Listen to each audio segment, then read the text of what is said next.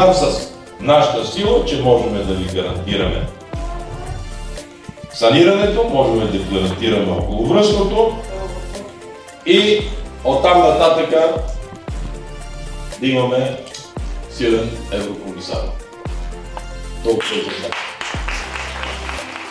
Осигурихме средства дори, въпреки че е друг кмет, за да може да се довърши това, което беше обещано от нас, от ГЕРБ. Те какво направиха? Прекратиха процедурата. Днес, тук, виждайки толкова много хора, с които сме работили през годините, аз чувствам район Илинден като втория мой роден район. А хората, които са тук, както господин Борисов каза, като част от нашето голямо семейство на ГЕРБ.